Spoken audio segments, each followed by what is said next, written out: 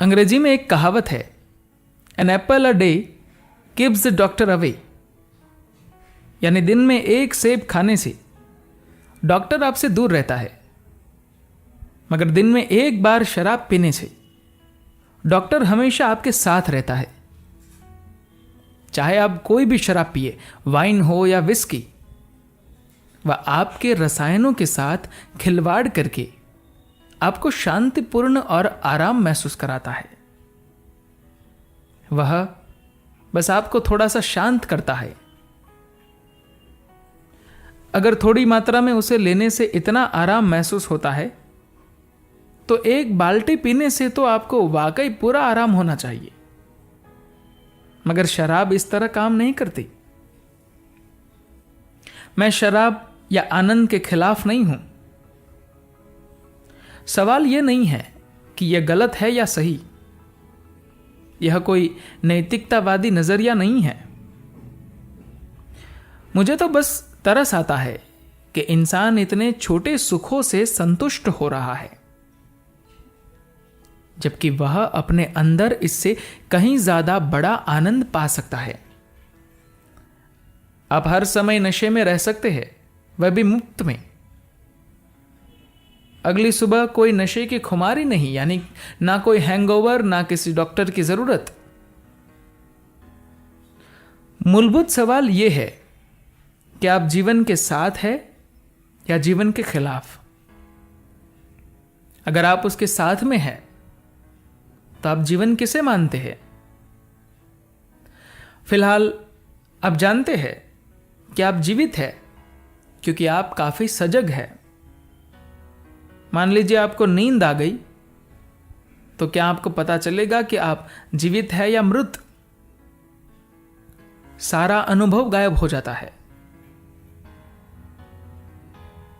मुख्य रूप से जीवन के आपके अनुभव में आपकी जागरूकता ही जीवंतता है। आप जितने जागरूक होते हैं, उतने जीवित होते हैं। क्योंकि जीवन का अनुभव ऐसा होता है कि जिसके प्रति आप जागरूक होते हैं, आपके लिए सिर्फ उसी का अस्तित्व होता है। बाकी चीजों का आपके लिए अस्तित्व नहीं होता। चाहे यहां कोई भी चीज मौजूद हो, अगर आप उसके प्रति जागरूक नहीं हैं, तो आपके लिए उसका अस्तित्व नहीं होता। जागरूकता ही जीवंतता है। अगर आप किसी भी तरह का नशा करें, तो वह आपकी जीवंतता या जागरूकता को कम कर देता है। इसी वजह से यह नियम है कि आप शराब पीकर गाड़ी नहीं चला सकते, क्योंकि वह आपकी जागरूकता को कम कर देती है।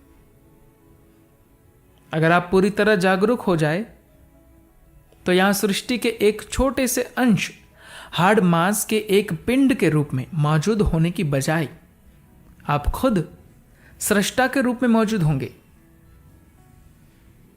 आपके पास यह चुनाव है। आप यहां बस सृष्टि के एक अंश के रूप में रह सकते हैं, या खुद सृष्टा के रूप में।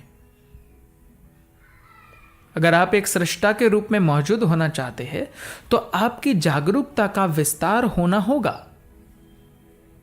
मगर आपकी निराशाएं, आपकी नाखुशी, आपके भ्रम, आपकी शराब, हर चीज आपकी जागरूकता को कम कर रही है।